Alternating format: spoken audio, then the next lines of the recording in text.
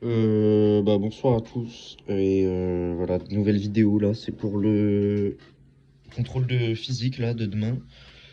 À la demande de plusieurs d'entre vous, je vais vous faire une petite vidéo tranquillement pour rappeler les bases. Donc, on commence par le mouvement d'un solide. C'est quoi? Qu'est-ce qu'il faut savoir? Le mouvement d'un solide, là, on peut voir quand il fait une ligne droite, c'est qu'il est rectiligne.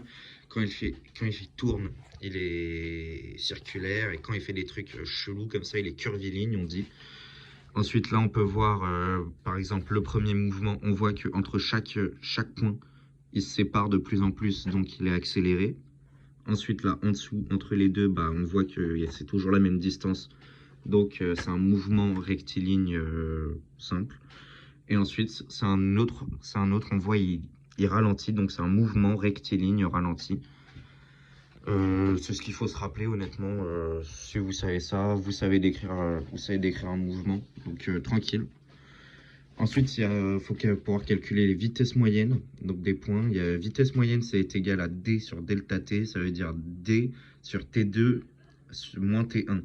Qu'est-ce que ça veut dire? En gros, on a un exemple là. Imaginez, on veut calculer la vitesse moyenne entre 2 et 3.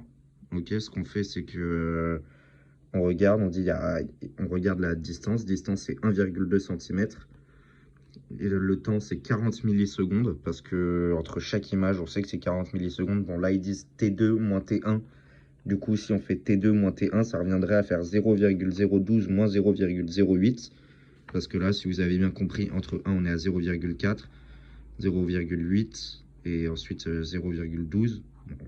0,012, enfin, vous avez compris. Quand on fait moins, ça fait 0,4, quoi. Donc, en fait, c'est juste le moment de pause qui est entre les deux. Pas besoin de mettre T2 moins T1, vous mettez juste le temps qui est entre chaque image, ça fait 0,012 sur 0,04. Pour cet exemple, hein, normalement vous avez compris. On passe ensuite les forces. Alors, qu'est-ce qu'il faut savoir sur les forces? Il y a 4 choses à savoir qui sont impératives. C'est le point d'application, la direction, le sens et la norme ou l'intensité. Comme vous voyez, c'est vous qui l'appelez. Alors, en exemple, ici, vous voyez, j'ai essayé de faire, c'est une boule, hein, vu qu'on a tout le temps fait des boules en cours, on va dire que c'est une boule. Et comme vous voyez, il y a une force qui s'applique dessus, qui est dans cette direction. Donc j'ai mis que 1 cm est égal à 1 Newton pour pouvoir calculer le reste. Ce que j'ai fait, le point d'application, comme vous le voyez ici, il est au centre de gravité, d'accord. La direction, c'est comme ça.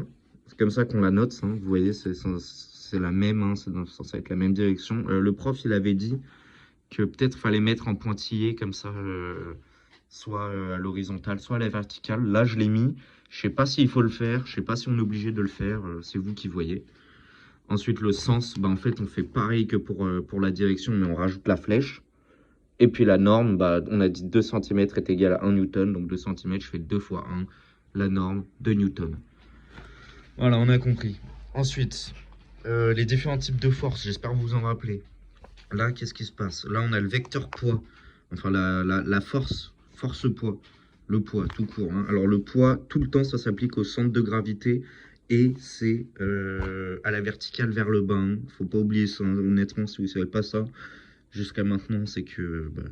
remettez-vous en question, les gars, faut suivre en cours. Ensuite, il y a la réaction. Donc, lui, ça fait la mise au point. Je sais pas si vous voyez, je l'ai mis un peu décalé. Mais voilà, c'est juste là, lui, il commence vraiment au sol, quoi. Là, c'est la réaction du support ou réaction du sol. C'est en fonction de là où il est posé.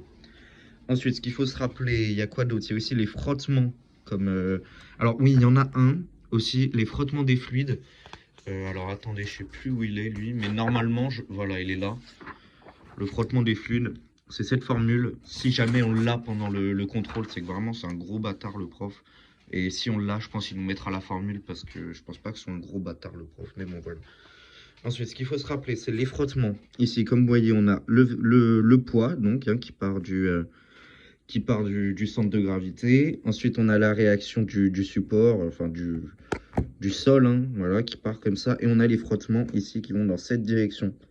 Et là, du coup, on voit bien que si on additionne toutes les forces, hein, si vous essayez de comprendre un minimum, vous verrez que tout s'annule. Du coup, ça bouge pas.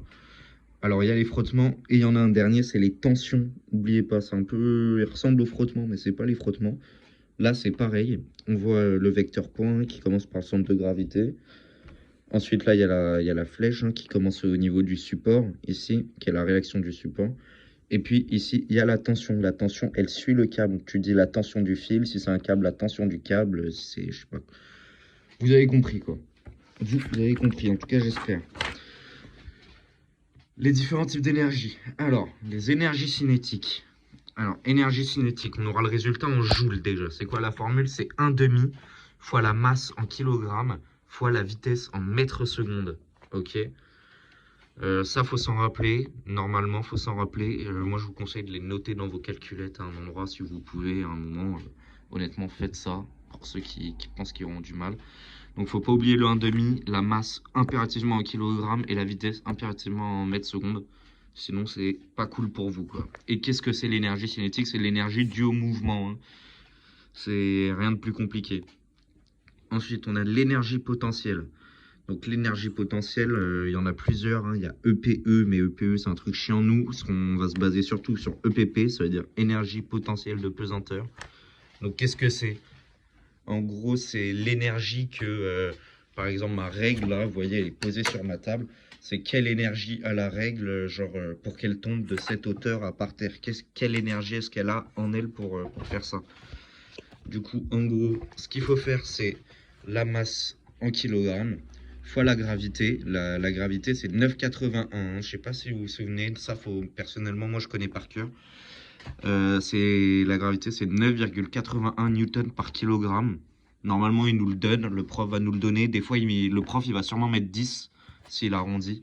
Mais bon, c'est 9,81 fois l'altitude en mètres. Donc là... pareil, je reprends l'exemple, ma règle. Disons, ma règle, elle pèse 1 kg. Elle pèse 1 kg, elle est là, on va dire, elle est à 1 mètre du sol. Ça reviendrait à faire 1 fois 9,81, donc vas-y, 9,81 fois 1. Et elle aurait du coup 9,81 newtons, c'est... non, 9,81 joules, ok. Voilà, c'est compris. EPE, bon, il y a la formule quand même, c'est 1/2, alors fois, voilà, j'ai la formule sur la feuille là, 1/2 fois K fois X carré, alors bon, ça honnêtement, je pense pas qu'on l'aura au contrôle, je pense pas qu'on l'aura. Ensuite, le dernier truc, l'énergie mécanique. Alors l'énergie mécanique, ça est égal à quoi? Ça est égal à l'énergie cinétique plus l'énergie potentielle. Donc ça, pas besoin de vous expliquer. On a vu ça ici, énergie cinétique plus énergie potentielle. En gros, on a juste à faire ce que vous avez eu là, plus ce que vous avez eu là. Et si c'est sur un objet que, supposons c'est un objet qui est en mouvement, disons ça là, ce petit truc, en gros, vous calculez son énergie cinétique quand elle bouge, si elle bouge, et en même temps, si c'est un arrêt sur image, vous prenez leur énergie potentielle. Et c'est tranquille, quoi. Surtout que l'énergie potentielle, c'est pas compliqué à calculer si on a la hauteur. Donc on a la hauteur. Si on nous donne la hauteur, ça va le faire. Et qu'est-ce qu'il y a d'autre? Ah ouais, le théorème d'énergie cinétique. Alors ça, c'est chelou, je viens d'apprendre ça maintenant, mais ok. Du coup, c'est W est égal à ECB sur ECA. J'ai voulu faire des explications, mais... vas-y, compliqué. Mais en gros, ce qu'il faut retenir, c'est que... il faut faire l'énergie cinétique d'un point moins le point qui était juste avant pour avoir W, quoi. Là, par exemple, j'ai mis le point A, là, j'ai mis le point B. En gros, pour avoir W, c'est-à-dire les forces qui s'appliquent, je crois que c'est ça, W, c'est travail des forces extérieures en joules. En gros, c'est... je sais pas, j'ai pas compris. Ça, j'ai pas compris. C'est chelou. Est-ce que j'ai fait... Est-ce qu'il y a une suite? Non, il n'y a pas de suite. Bon, voilà, c'est tout ce que je peux faire pour vous. Donc, bonne chance pour le contrôle de demain. Abonnez-vous, activez la cloche, mettez un max de commentaires, un petit like s'il vous plaît. Et voilà, c'est calé.